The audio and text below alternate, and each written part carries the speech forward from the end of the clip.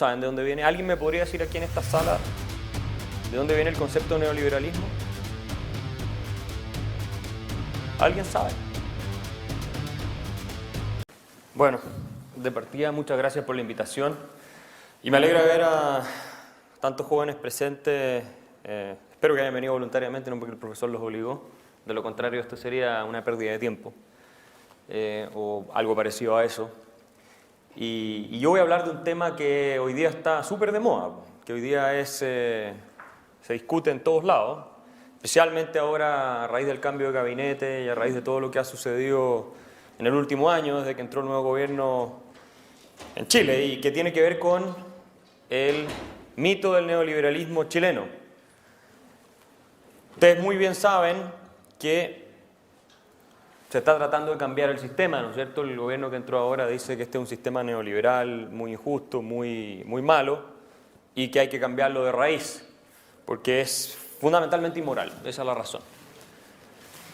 Si ustedes leen, por ejemplo, el libro de varios profesores llamados Fernando Atria, Alfredo Yoniant, Guillermo Larraín, Javier Couso y José Miguel Benavente, que se llama El otro modelo, ahí está más o menos el marco teórico que se aplica, el diagnóstico y hacia dónde debiera ir Chile hoy en día.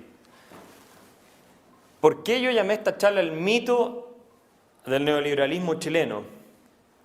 Porque casi todo lo que se dice en la discusión pública sobre lo que ocurrió en Chile, sobre lo que es el sistema institucional que tenemos, es poco claro y está plagado de mitología. De partida también el origen de las ideas que dan pie a estas instituciones que tenemos. Por ejemplo, déjenme partir con el primer mito. Mito número 1.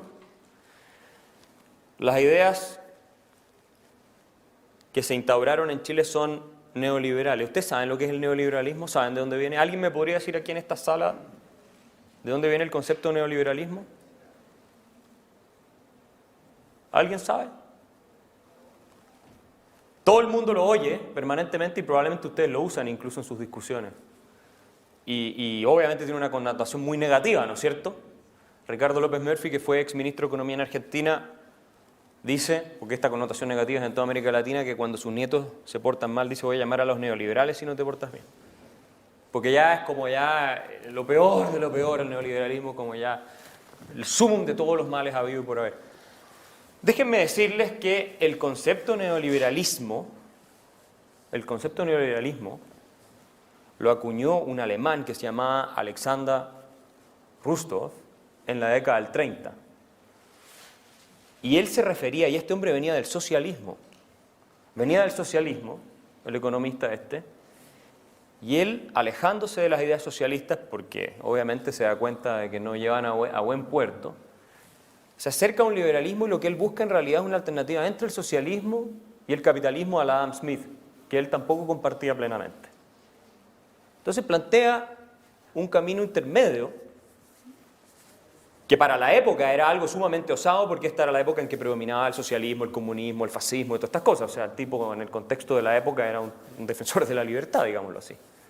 Y él acuña ese concepto neoliberalismo, que después se populariza en un famoso coloquio Lippmann que se hace en París, también en la década del 30, pero que los que supuestamente son llamados neoliberales, la Escuela de Chicago, la Escuela Austríaca de Economía, todos ellos, jamás aceptaron.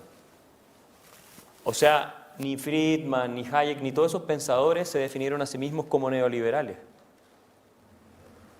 El neoliberalismo es originalmente mucho más cercano a la socialdemocracia que a lo que puede ser un sistema de libre mercado puro y duro, digamos.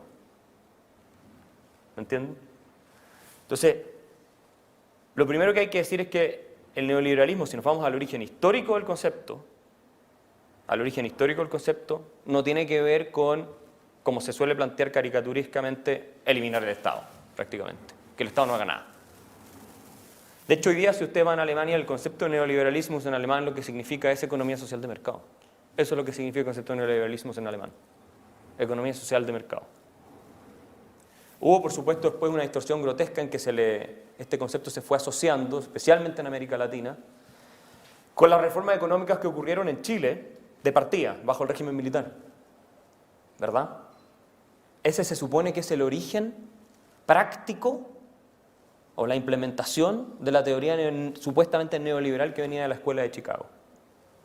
En Chile parte todo. Si ustedes leen la literatura, ya sea de autores marxistas como David Harvey, o ustedes leen lo que dice la Naomi Klein, o ustedes leen lo que dice,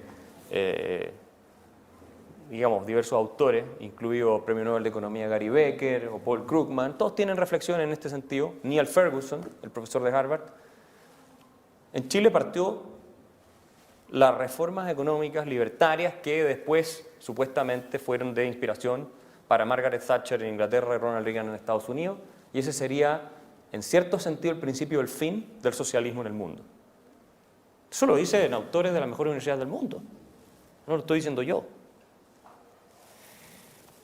Ahora, ¿qué es lo que se hizo en Chile, efectivamente? ¿Es verdad que nosotros implementamos un sistema donde el Estado no jugaba ningún rol redistributivo, ni regulatorio, ni nada así? Porque eso es lo que se plantea hoy día, ¿no? ¿No es verdad? Eso es falso, es falsedad absoluta. El sistema, si ustedes lo analizan y si ustedes leen el ladrillo, por ejemplo, ¿saben lo que es el ladrillo, me imagino? Bueno, el ladrillo es el documento fundante de la política económica del régimen militar, que se aplicó más o menos con diferencias, pero más o menos ahí está el diagnóstico. Si ustedes leen el ladrillo tiene capítulos enteros destinados a explicar cómo el gobierno tiene que redistribuir riqueza y tiene que intervenir. O sea, está muy lejos de ser un programa súper libertario en ese sentido. De hecho, el ladrillo, muchos demócratas cristianos participaron. Álvaro Bardón probablemente era el más famoso, o uno de los más conocidos. Participaron en la elaboración del documento. Entonces, primer mito es que el Estado no tenía que cumplir ningún rol. De hecho, el gobierno, las reformas que se hicieron después, lo que pasó es que teníamos un sistema completamente atrofiado desde el punto de vista económico, en que el Estado prácticamente controlaba todo. Entonces, claro, cualquier reforma que ustedes hagan es como si fueran a Venezuela. Liberalizan precios y obviamente eso ya es un cambio fundamental de paradigma en el sentido económico, ¿no es cierto? Entonces, obviamente el Estado, que estaba hiper expandido, si ustedes ven los números son súper claros, el Estado estaba hiper presente y dominaba y regulaba prácticamente todo, tenía decenas o cientos o miles de precios fijados. Si te comías un hot dog con palta costaba una cosa, sin palta costaba otra, y el gobierno te decía cuánto tenía que costar el hot dog. ¿Te fijas? Entonces, pero el Estado sí asumió un rol que era subsidiario, pero de política social bastante focalizada, que antes era muy desordenado y por lo tanto era muy ineficiente. Y el Estado asume ese rol y después lo que hacen los gobiernos de la concertación, y esto lo dice Alejandro Foxley en una entrevista, no lo digo yo, es de alguna manera incrementar un poco ese aspecto redistributivo del Estado. Pero el Estado que se configura a partir de la década de los 70 y 80 en Chile es un Estado que no es no intervencionista. Eso es falso.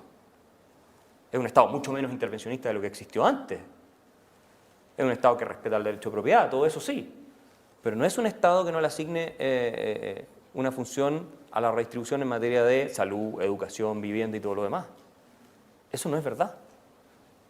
Y lo otro que no es verdad es que estas ideas fueron nuevas en Chile. No es cierto que la teoría liberal que inspiró esa reforma haya sido algo importado de Estados Unidos a partir de los 50, cuando la Universidad Católica hace el acuerdo con la Universidad de Chicago.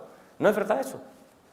Si ustedes van a examinar el siglo XIX en Estados Unidos, Juan Pablo Coyumbian sabe de esto porque ha escrito sobre Courcelles-se-Nuil, ustedes van a examinar las ideas que este hombre esparció, un economista francés famoso que contrata al gobierno Manuel Montt, que viene a Chile y se transforma en profesor de la Universidad de Chile, el primer profesor profesional de economía en la historia de nuestra república, ¿verdad?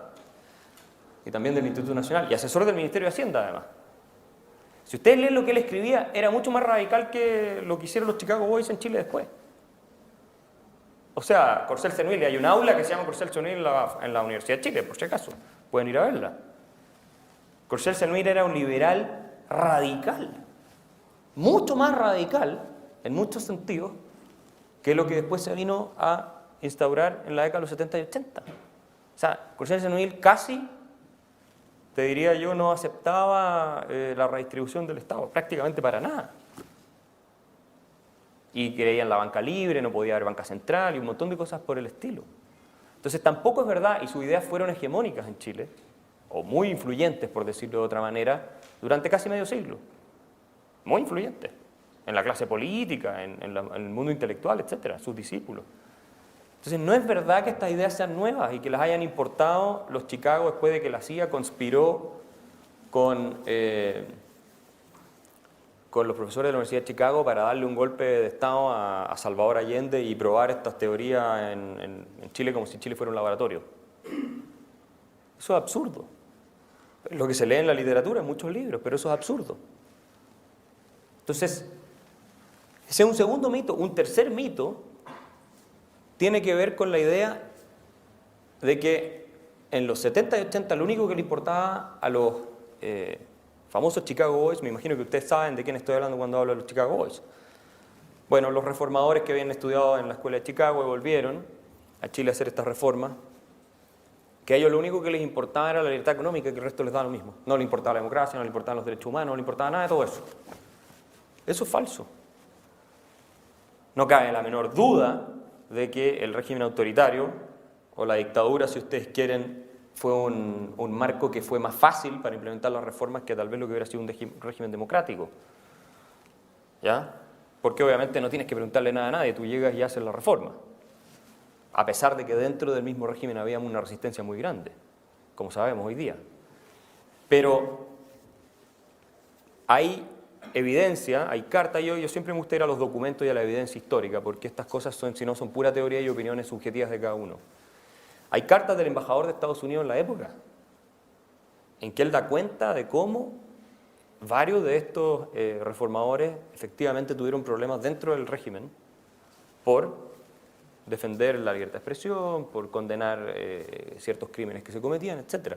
Y tal vez el caso más interesante es el de José Piñera, el hermano de Sebastián Piñera, que fue ministro de Minería y ministro del Trabajo. Él tenía una revista que se llama Economía y Sociedad, que probablemente ustedes no han leído, pero en esa revista hay un montón de artículos que se escribieron en la década de los 80 en contra de el gobierno, por precisamente aplastar ciertas libertades y por abusar de ciertos derechos fundamentales, que los escribió José Piñera y otra gente relacionada al círculo. Y luego se instaura, obviamente, esta Constitución y, en fin, la democracia se restaura en el año 90, pero la Constitución ya establecía, la Constitución de 1980. ¿Ustedes saben de qué se trató el plebiscito de 1988? ¿De qué se trató? ¿Quién sabe?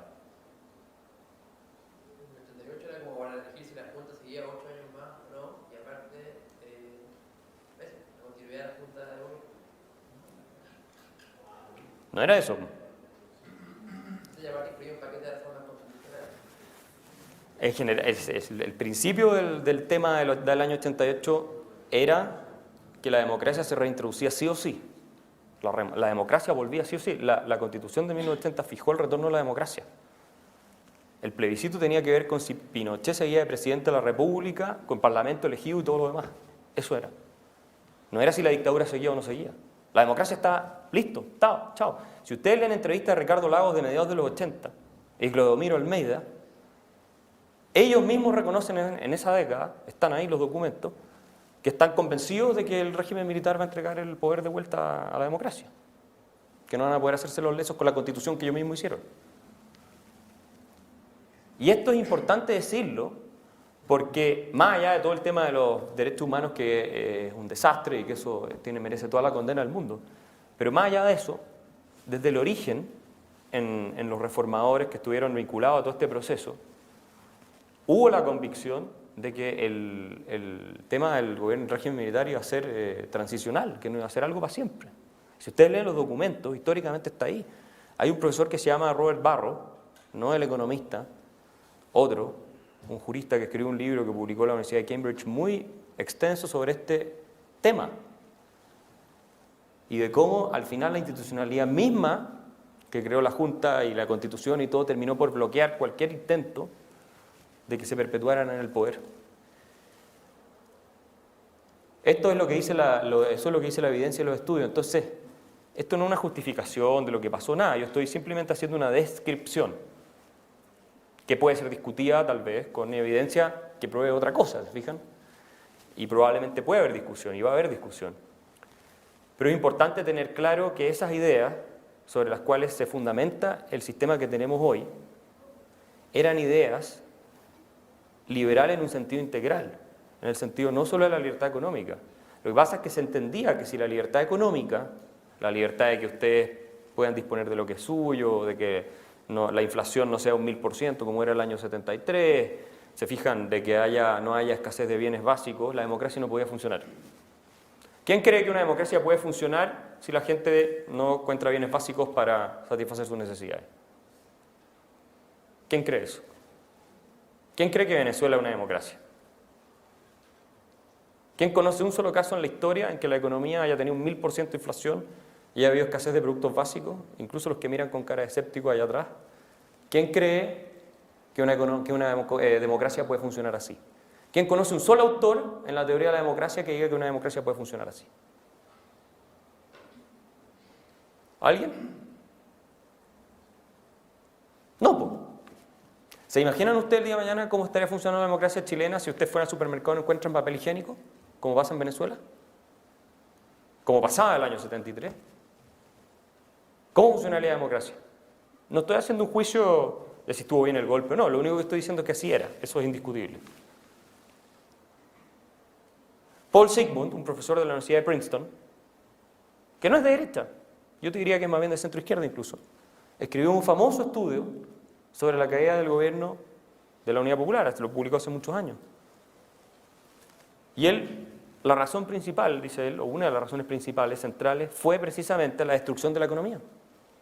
Él dice, ningún gobierno, democrático o no democrático incluso, dice él, pero especialmente democrático, con toda la legitimidad que hubiera querido tener, habría podido sostenerse con ese nivel de destrucción de la actividad económica y de pauperización de la calidad de vida de la ciudadanía. No funciona. Por eso Neil Ferguson, el profesor de Harvard, cuando escribe sobre esto en su libro El ascenso del dinero, dice que las reformas económicas fueron fundamentales en Chile para consolidar la democracia que después tuvimos. Y esto lo reconoce gente de la concertación, esto no es un tema... Y por eso Alejandro Foxley, en esa entrevista que yo le citaba, que es del año 2001, si no me falla la memoria, en el Commanding Heights, para los que les interese, está en internet disponible, dice que en realidad ellos tuvieron que reconocer que la economía había sido modernizada y ellos en el fondo partieron de ahí porque los países maduros no son los que parten de cero. Eso lo dice Foxley, que fue ministro de Hacienda de la Concertación. Hoy día, lo que ocurre es otra cosa. Lo que ocurre es que todo eso hacia atrás, con una historia muy compleja, porque la historia de Chile no es sencilla, no está lo bueno, lo malo y todo lo demás está bien, lo que hicieron ellos está bien, todo lo que hicieron los otros está mal, no es así. Es mucho más compleja que eso. Espero que ustedes estén de acuerdo con ese punto al menos. Bueno, todo lo que se dice hoy día es que hay que hacer un borrón y cuenta nueva por parte de muchas autoridades.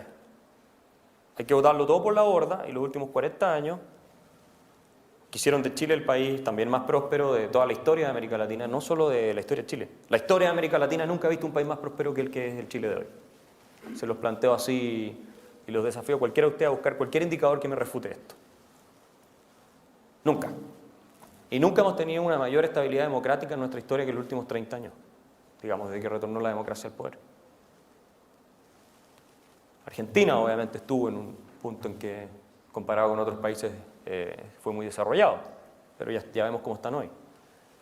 Entonces, la tesis de que hay que hacerlo todo nuevo, que hay que cambiar toda la Constitución y hay que refundar todo el orden, que la tienen, tal vez no son grupos mayoritarios, pero grupos que tienen influencia, está basada en una serie de mitos y de errores.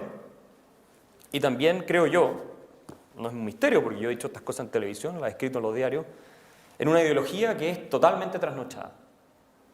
Totalmente trasnochada. O sea, yo les voy a hacer una pregunta a ustedes. ¿Alguien de ustedes cree sinceramente que uno solo de los problemas que aquejan a los chilenos, delincuencia, mala calidad de la educación, salud, lo que ustedes quieran, se va a resolver con una nueva constitución? ¿Alguien cree de verdad? ¿Alguien puede ser tan ingenuo para creer eso? ¿Cómo le ha ido a nuestros vecinos latinoamericanos que han hecho constituciones nuevas? ¿Cómo le fue a Venezuela? ¿Cómo le fue a Ecuador? ¿Cómo le fue a Bolivia? ¿Cómo le fue a Nicaragua? ¿Cómo le fue a Brasil con su nueva constitución? ¿Está en el después de la nueva constitución? Les ofrecieron eso fue lo que les prometieron. Si hacemos la nueva constitución, vamos a resolver muchos de los problemas que tenemos. No fue así. Las constituciones no son recetas mágicas o pócimas que uno se toma como el líquido de Asterix y Obelix y sale así y es capaz de levantar cualquier peso. No es así. Las constituciones son cosas tremendamente complejas y que lo que tratan de hacer es ordenar, digamos, la distribución de poder y ver cómo hacer que una sociedad más o menos funcione. Pero ustedes no van a ser más inteligentes porque haya una nueva constitución. Ustedes no van a sacar mejores notas a la universidad porque haya una nueva constitución. La gente no va a ser más productiva en Chile porque haya una nueva constitución. La gente no va a cometer menos delitos porque haya una nueva constitución. Si es que puede ocurrir lo contrario, porque si una nueva constitución destruye las instituciones o debilita las instituciones que incentivan la inversión, la creación de empleo y todo eso, obviamente el resultado va a ser otro. Va a tener más desempleo, el desempleo también, hay estudios que te prueban, lleva más criminalidad, etcétera, etcétera. Entonces, yo los quiero dejar, con esto voy cerrando, creo que ya estoy en el tiempo, yo los quiero dejar con esa inquietud. Primero, invitarlos a estudiar por su cuenta esta historia, a los que les interese o si es que les sobra algo de tiempo. Reflexionen en torno a lo que el país fue antes de 1973, a lo que el país fue hasta 1990 y a lo que el país fue desde 1990 hasta ahora. Reflexionen en torno a eso y traten de darse cuenta de lo difícil que fue, no solo, o sea, para Chile, para todo el país, de lado y lado, armar lo que está armado ahora. Y pregúntense si acaso el éxito de un país está garantizado o no, y que a lo mismo lo que ustedes hagan, el país va a seguir hacia arriba. Porque si hay algo que la historia enseña, y sobre todo la de nuestro barrio de América Latina, es que la historia no está determinada por ninguna ley como pensaba Marx, y el progreso no es inevitable como pensaba Marx. Y termino citando al pobre Simón Bolívar, que lo tienen más manoseado en América Latina. O sea, no hay, yo creo que una figura que haya sido más, voy a usar un término bien feo, prostituida, que el pobre Simón Bolívar. Ustedes saben que Simón Bolívar, antes de morir en 1830, le mandó una carta al general, a uno de sus generales, Flores, y le dice que después de toda la vida en América, llega a la conclusión de que este continente siempre va a caer en manos de tiranos de todos los colores y razas. O sea, que aquí no hay nada que se pueda hacer. Y dice textual, lo único que se puede hacer en América es emigrar. ¿Queremos eso para Chile? ¿Llegar a esa conclusión? Los venezolanos se están yendo, los argentinos se van de su país, los ecuatorianos se van de su país. Todo el mundo se va a América Latina, Estados Unidos, Europa.